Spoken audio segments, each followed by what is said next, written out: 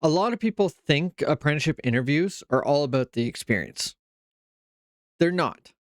A lot of the time, the person who gets picked is just the one who sounds more prepared, more reliable, and more serious about the trade. In this video, I'm going to show you exactly what interviews are listening for, the answers that help you understand even with little experience, and the mistakes that quietly ruin a lot of apprenticeship opportunities before they even start. If we haven't met yet, my name is Andrew. I've worked in the skilled trades for over 16 years, mostly in HVAC and refrigeration. And I made this channel to help people understand how to actually get into the trades, because a lot of this process is still way too unclear for the average person to try and get started.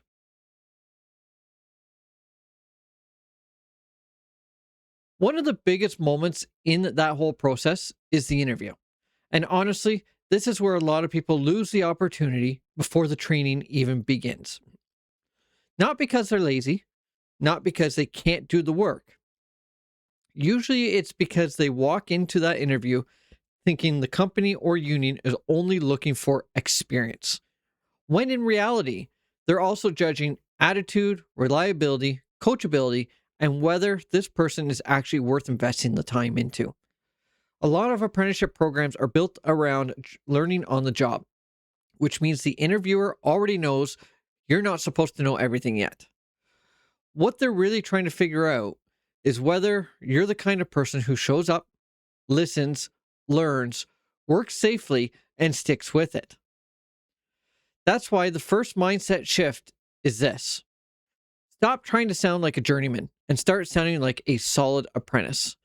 That changes everything. A bad answer sounds like someone trying to fake experience or say what sounds impressive.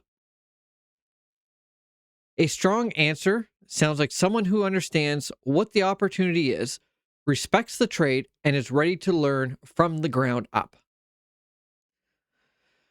I always think about this quote: success is where preparation and opportunity meet. That's the whole apprenticeship interview in one sentence. The opportunity might be in front of you, but preparation is what decides whether you leave that room looking serious or forgettable. So before even getting into the questions, the first thing that matters is preparation. You want to know what the trade is that you're applying for, what the company or union actually does, and what kind of work is involved, what the schedule might look like, and what kind of person succeeds there. Interview advice across apprenticeship resources keep coming back to the same thing.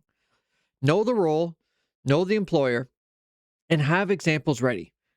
If you don't prepare, your answers get vague fast, and vague answers make you sound unsure. A lot of people get hit early with, "Tell me about yourself." And this is where the nerves kick in. The mistake is turning that into a life story. What the interviewer usually wants to is a short, clear snapshot of who you are, what kind of work ethic you bring, why you want this trade, and why you're sitting in that chair. Something simple works best. You might say you're someone who enjoys hands-on work, likes learning practical skills, and wants to build a long-term career in the trade. Then mention anything that supports that, like construction exposure, shop class, mechanical interests, physical work, team sports, even warehouse work, fixing things, and just being the kind of person who likes solving real problems. A lot of interview guides say to keep this answer focused and brief, and that's exactly right. Another huge question is, why do you want this apprenticeship? This is where people actually sound weak by saying something like, "I just need a job." That answer kills momentum. Even if money does matter, and of course, it always does, you want the answer to show direction. A strong answer is that you want a career where you can build a real skill set, learn from experienced people, work with your hands, and grow into something solid over time. Apprenticeship interview advice keeps stressing motivation and genuine interest, because employers want to know you're there for the trade, not just the random paycheck. Then there's the company question. Why do you want to work here? This is one of those questions that sounds simple, but it can make you stand out fast. If the answer sounds copied and pasted, you're done. A better answer connects your goals to what the employer offers. Maybe it's the kind of work they do, their reputation, the training they provide, the variety of jobs, or the fact that they seem to invest in apprentices.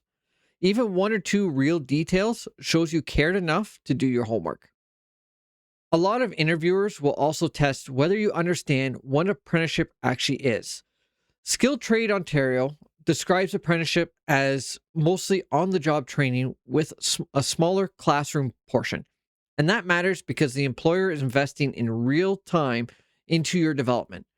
In other words, this is not just a job opening, it's a training commitment.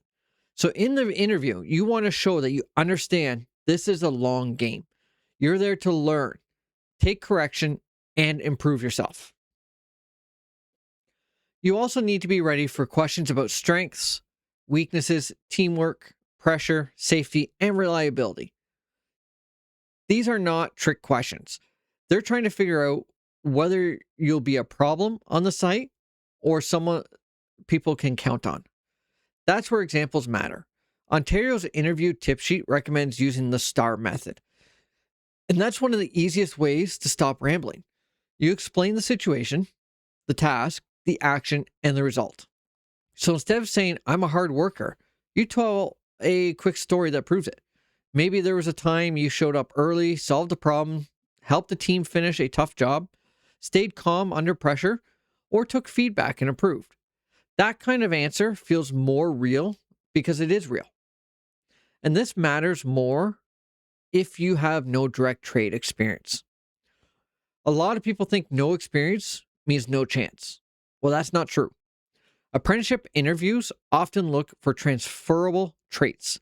Some guidance for apprentice roles specifically points out that school, volunteer work, sports, warehouse jobs, customer service, or any hands-on work can all be used to show dependability, communication, and your willingness to learn. So if you don't have trade experience yet, don't apologize for it over and over. Translate what you do have into something useful.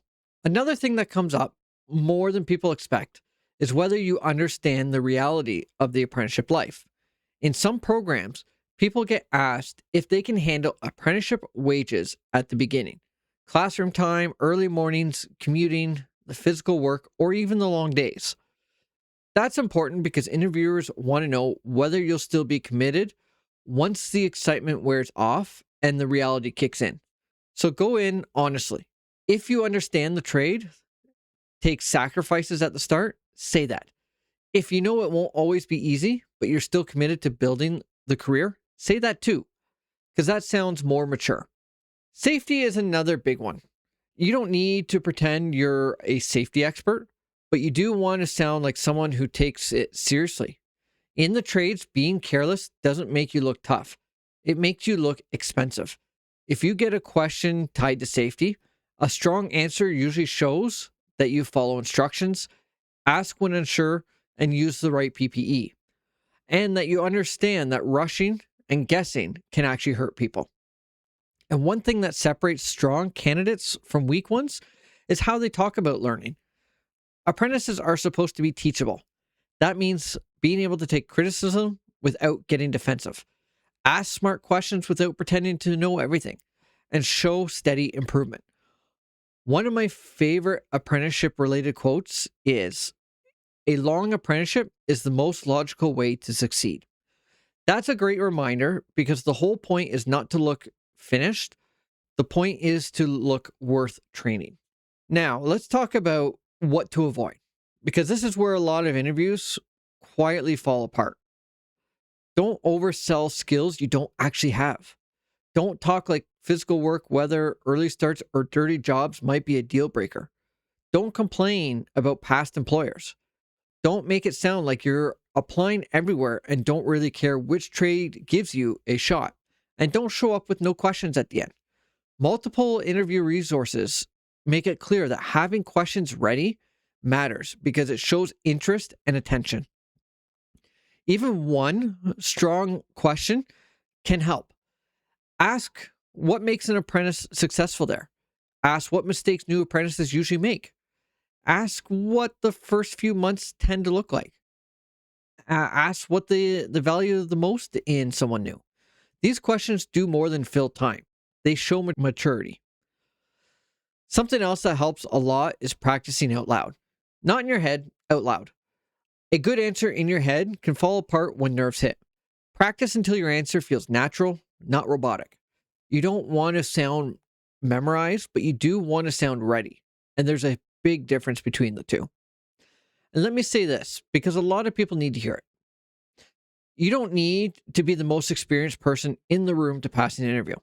A lot of the time, the winning candidate is just the one who came in prepared, honest, calm, and clear on why this trade matters. That's it. A lot of employers know they can teach skills. What they don't want to teach is your attitude. So if you've got an apprenticeship interview coming up, focus on these things. Know your story. Know why this trade makes sense for you. Know why that company or union makes sense for you. Have a few real examples ready to show work ethic, teamwork, responsibility, and willingness to learn. Show that you understand what apprenticeship really is, and finish strong by asking smart questions. That's how you stop sounding like someone who just wants a chance and start sounding like someone who is actually worth investing in. If this channel is new to you, this is exactly what I talk about here. How to get into the trades, how to build a career in them, and how to avoid the mistakes that slow a lot of people down early. If that sounds useful, stick around. And if you've got an interview coming up, drop the trade below. I'm curious what apprenticeship you're going for, and it might help shape another video because this process can look a little different depending on the path that you choose. Either way, go in prepared, go in honest, and remember, the interview, is not about proving what you know. It's about proving you're ready to learn.